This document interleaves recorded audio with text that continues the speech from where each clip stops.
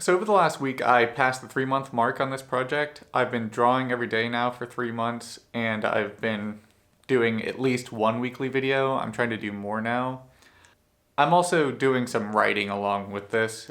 Some of it goes on the website. I've been putting some things on Medium. So in this video, I kind of want to talk about the major things I've learned so far in this project. So it's the major takeaways. It's not really about drawing per se, but it's more about doing projects like this. Overall, I'm a lot more confident in making videos, and I'm a lot more confident in my drawing. I recognize that my videos are not great. I recognize that my drawings are not great. I feel like after 3 months, I'm definitely on a path towards making them better. And I can see them getting to a point where they are good. And I'm having fun. I'm having a lot of fun doing this project. It's been a lot more fun than I even thought it would be. So I don't plan to stop anytime soon. So some of the things I've learned are things I kind of knew or had read about or suspected were true, but this project has given me an opportunity to really sort of understand those things for myself. So the first thing is it's impossible to go into any project or new endeavor with no applicable skills. Going into this project, I felt like I had no drawing skills and I had no, good communication skills and that kind of thing. And the project for me is partially about improving those skills. But what I also learned is I do have a lot of skills that helped me from the beginning. So I had been doing photography for a while, and I think that let me get into both drawing and doing the videos a lot more quickly than I otherwise might have. I had also taken guitar lessons for several years, so I think that experience gave me some insight on how to go about teaching myself a sort of artistic skill. But I think the big lesson for this first thing is that anyone can do anything. Learning to do anything is pretty much all time and effort.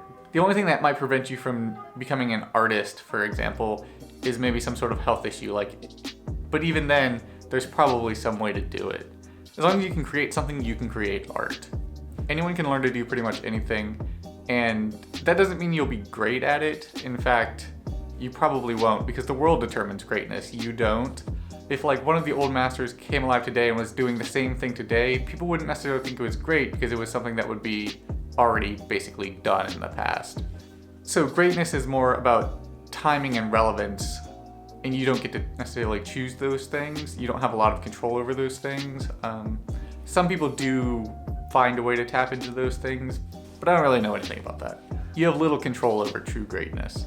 So if your goal is to be great, I think your priorities are wrong. If your goal is to become good at something, you can become good at it. You just need to put the time and the effort in. And I think that's where a lot of people struggle, is they think they want to be good at something, but they don't. As long as your priorities are right, meaning you're in it for the right reasons, you will find the motivation and the time and the effort to become good at whatever you're trying to learn. For me, that's drawing and making videos, but for you, it could be anything else, making music, programming, engineering, science, anything like that.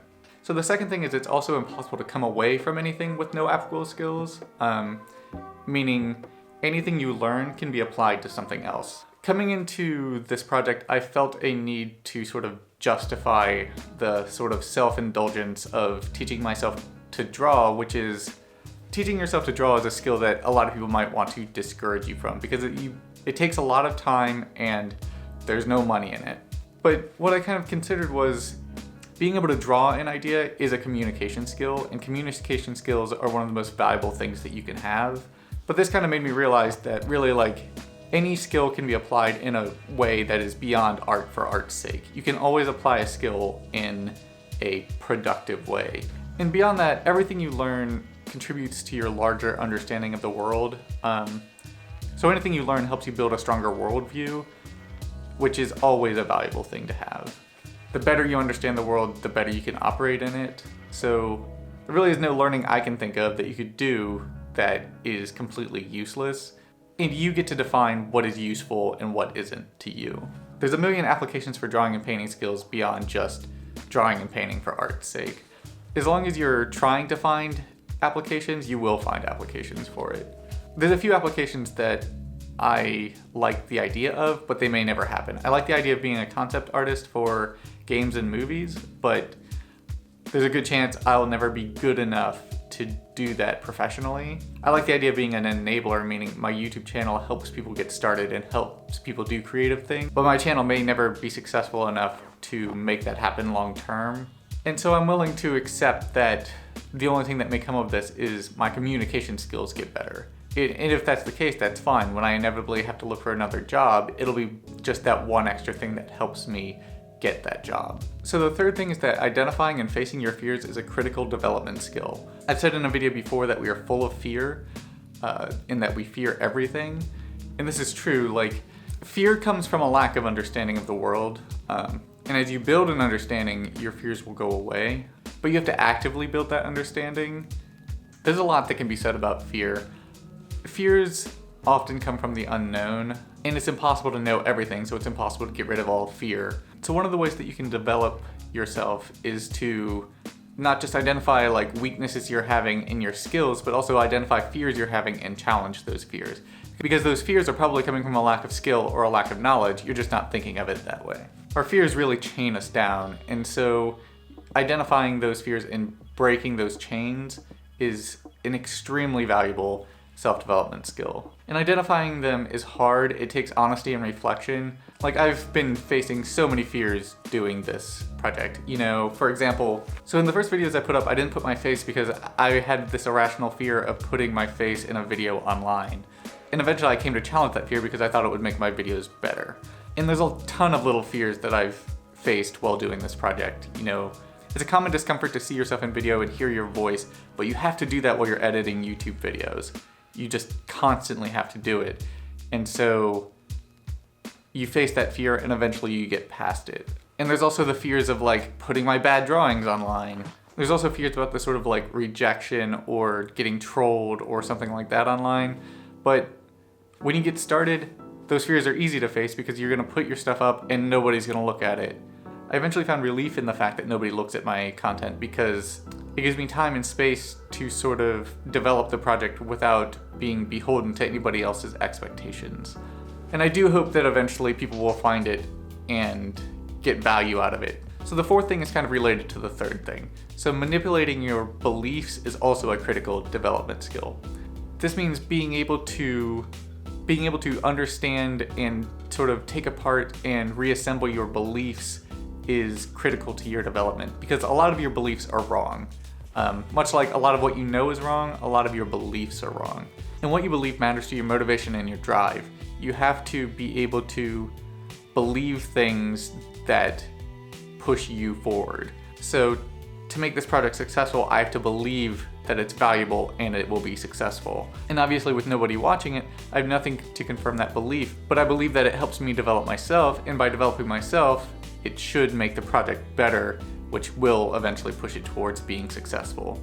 It's just as easy to believe that anything you do will fail as it is to believe that anything you do will succeed. So for example, if you believe that all success is based in luck, then you believe that you have no control over your success, which means it doesn't matter what you do. You can sit around playing video games and you could still be successful. So then you won't spend your time doing things that would actually potentially make you successful. There is, of course, luck components to success, but you also have to act in order to find that luck. Similarly, if you believe that skilled people are talented, then when you want to become good at something, but you aren't good at it, then you think you just don't have that talent. When in reality, it's probably just that you didn't put in the time to become good at it. Belief in talent and luck when it comes to success are two of the most corrosive sort of mindsets that I think we have.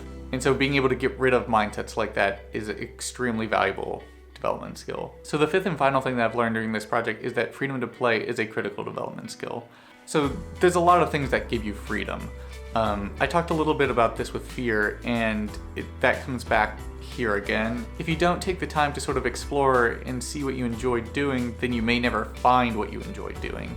And it does take time. You have to, try things, fail, see why you failed, and then try a new thing. And the freedom to do these things comes in the form of time, money, and fearlessness. It's a crappy thing to say that having money is part of a critical development skill, but this is part of why the rich get richer. Having money allows you to take time, having money allows you to find opportunities. There's so many reasons why the poor get poorer and the rich get richer. I try to keep politics out of this particular channel, but this is part of why I believe in something like a basic income. Because I do think that having that sort of freedom allows people to be much more productive in the long run. But since we don't have something like that, it's important that you take the time that you do have to spend freely and use it very wisely. I've made this mistake for a long time. I've used my time playing, video games or just watching Netflix, and I have a lot of regrets about that. There's also freedom in the form of fearlessness and open-mindedness, which I kind of talked about earlier. So the more open-minded you are to different forms of opportunities or different forms of self-development or direction, the more of those opportunities and directions that you have, because you haven't shut them off before you even considered them. So before starting this project, I became a stay-at-home father, which gave me a freedom of time. In using this freedom of time, I've really started to challenge some of the beliefs and directions that I've considered for myself in the past. I'd kind of locked myself into thinking that I would always have to do, sort of programming development type projects for the rest of my life, because that's what I'd done and that's what I was good at. But I didn't really enjoy it.